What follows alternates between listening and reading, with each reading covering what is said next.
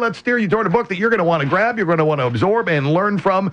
And that book, of course, is The Libertarian Mind, a Manifesto for Freedom. David Boaz is the author, and of course, we know him from the Cato Institute, and he's taking time out of his morning for us right now. David, good morning to you. Good morning. How are you doing this morning? I'm great. Outstanding reviews on this book. I was reading, I'm a huge John Stossel fan, and he basically looks at you as being his guiding light. Well, he very generously said that, and I don't know if you saw his special last night on Fox News Channel, but he used some tape from me there. In conjunction with the book, The Libertarian Mind, which is out, I also read a piece you wrote for Time. Libertarianism is on the verge of a political breakout. Why do you think so?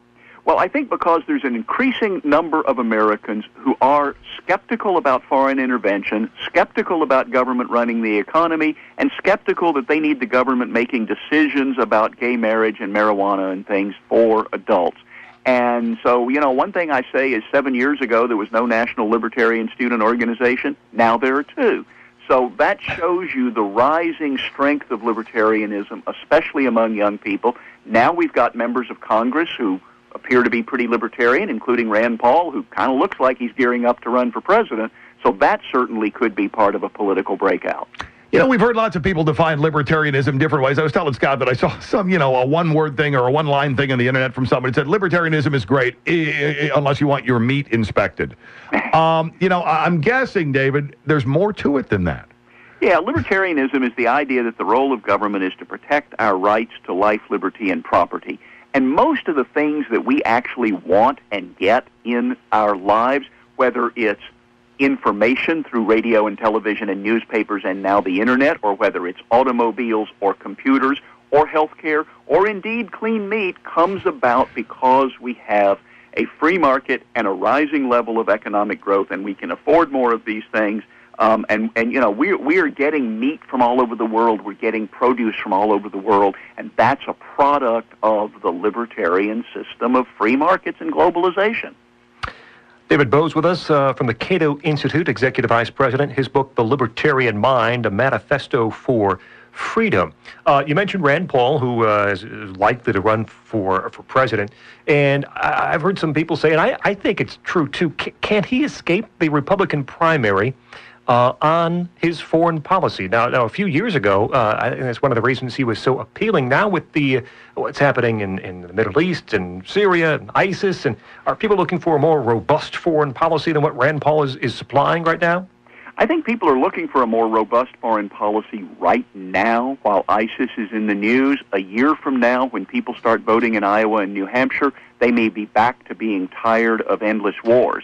I saw a poll recently that said 63% of Republicans say the Iraq War was a mistake. I think Rand Paul will be the only presidential candidate who will agree with that 63% of Republicans. So if he gets half of the 63% and all the other candidates split the 37% who think the Iraq War was a good idea, then he'll be in good shape. The book, The Libertarian Mind, the author, David Boaz. David, I got to ask you, all of this recent flap about vaccinations around the country, mandatory, up to the parents to decide. What's the libertarian stance? Well, I think the libertarian stance is always that there should be a presumption of liberty, and the burden of proof is on anybody who wants to override liberty and require people to do something.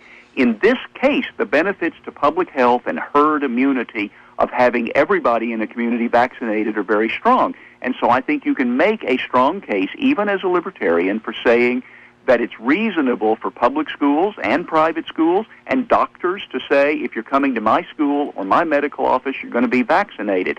Whether that means we need a national law or even a state law requiring everybody to do it, suppose you live on a farm and homeschool your kids. Then maybe you don't need, then it should be your decision.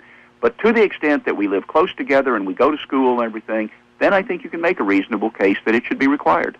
David Boaz with us, The Libertarian Mind, the book, A Manifesto for Freedom. David, are there any issues that kind of fracture the libertarians? You see some of them on the conservative side, some on the liberal side, where there are large arguments about particular issues. Are there any that cause some strife, some consternation, even among libertarians? Oh, I think libertarians have a healthy level of debate on all sorts of things. Vaccination might be one. Foreign policy is certainly one. Abortion, some libertarians say it's the purpose of government to protect life. Others say, no, it's the purpose of government to protect liberty. So there can be disagreements there. If you start from a basis, though, that the government today is way too big, it's interfering too much in our personal lives, it's taking too much of our money, it's interfering too much around the world, then we can agree that we ought to be moving in the direction of more freedom and less government, even if we disagree on some of the details. Well, I won't get aboard, though, David, until they start telling me what kind of light bulbs I can buy and what sort of toilet I can have. Until then, I'm just not on board. I know what you mean. The Libertarian Mind, David Boaz, the author. David, thanks a lot for taking time out of your day for us. Much success with the book. Thank you.